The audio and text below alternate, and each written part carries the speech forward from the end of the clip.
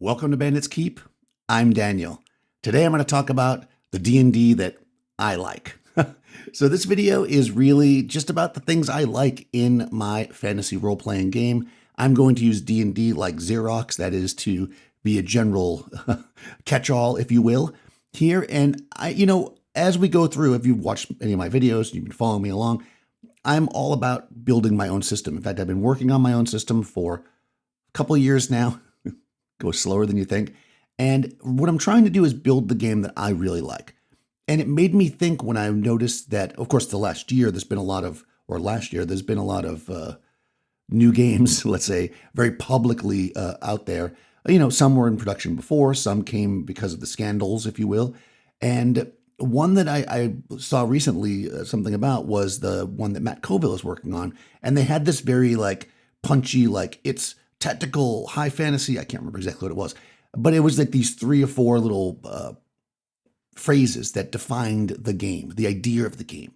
And it made me think, oh, what do I like? Like if I was defining my game in that way, what would it be? So that's what I'm going to do here. I'm going to talk a little bit about why I like the type of games that I like. And I would love to hear, this is really a conversation starter video more than anything else. I would love to hear what you like in games. What is it about the games that you play that you really like? And what would you like to see more of in your games? So I'll start by saying that I prefer class-based games. That is, games that have classes like fighter, magic user, cleric, versus skill-based games where you pick from a selection of skills. So that would be like I'm playing original Dungeons & Dragons versus, let's say, Call of Cthulhu. Now, why? Part of it is simplicity, but part of it is that I like classic stuff. I like the pulps. I like archetypes. I like the paladin or the cavalier. I like the rogue. I like the idea that you're playing to a type. And really, they're used everywhere. And even when we use a skill-based system, we generally make archetypes anyways. Yes, you have more room to really craft them exactly how you like them, but I'll talk about that in a second. But really, in the end, when I make a character in Call of Cthulhu, I'm making a rogue because I like to run rogues. I'm not creating some super unique thing, really. So tying into that, I like for my progression or my skills or my ability in the world to get better through things I do in play versus things I do during the build. This is from making the character through continuing through a campaign. So that is to say that, again, going back to the class-based, I like to start with the basic class, and then as I adventure, I like to find a magic sword or a cloak that allows me to be invisible. I make connections at the Thieves Guild. I find gold and buy a war horse, or I get a band of rogues to work with me.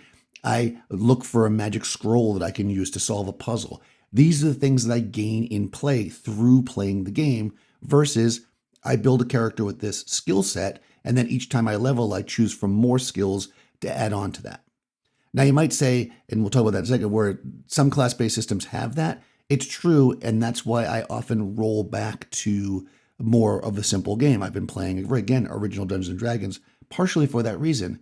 There's no fixed skill system, but if somebody continues to do something successfully, we generally recognize, oh, that person's good at this, and it becomes part of the game.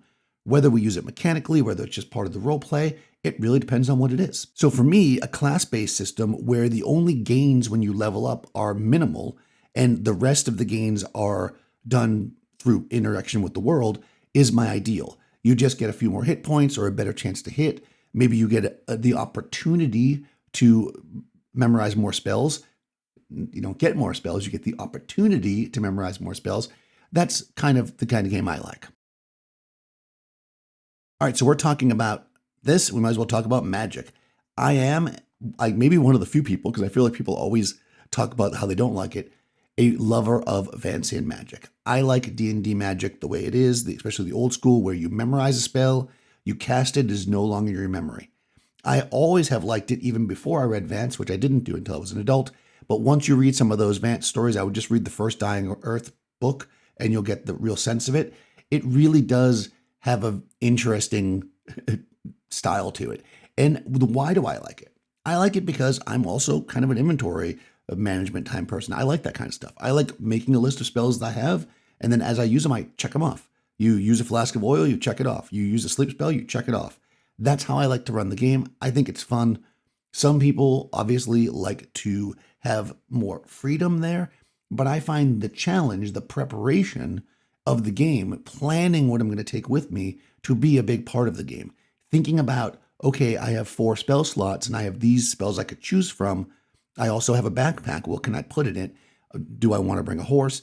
All these things are part of my prep as a player for the game. It makes me think about it differently. It's just the kind of game I like. On that note, though, and again, I tend to be going backwards in my progression through D&D because what I found is spells seem to be proportionately more powerful in some of the older editions. So if we look at things like original Dungeons and Dragons, which is written in a very vague way, which is probably part of the reason, and the hit point levels are much lower and stuff, what you find is that your spells are very powerful. Like a sleep spell in original Dungeons and Dragons is off the charts powerful. And that's a first level character spell. So you might only have that one spell, but it is incredibly powerful. And things like fireball and stuff will just wipe out people. So magic is very powerful, but not as common because you don't have as many spell slots and such.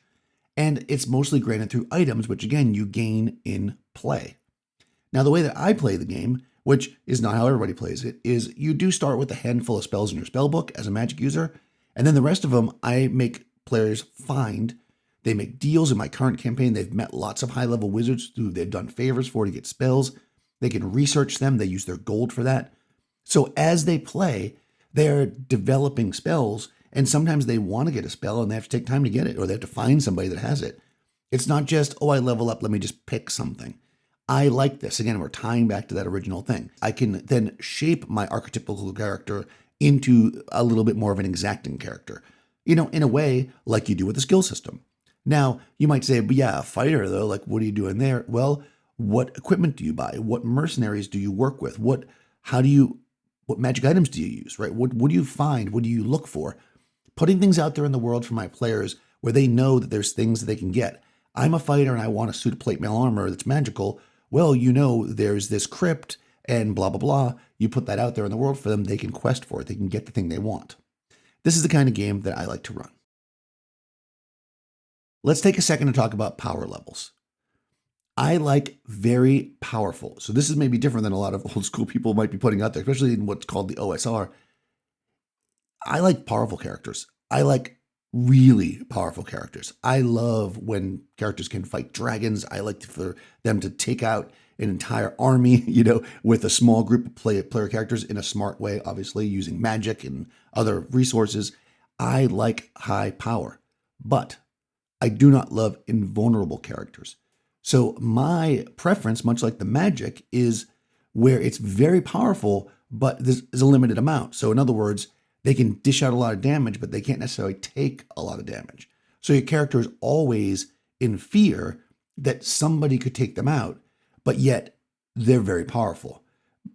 Recently, one of my players said to me, one thing I love about your system is that we're like some of the most powerful people we're encountering, but if we see a dragon, we still hide.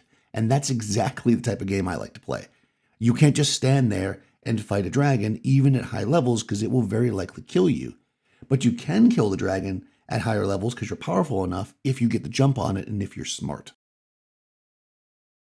Speaking of dragons, I love epic battles. I love Gandalf fighting Balrog. I love a dragon.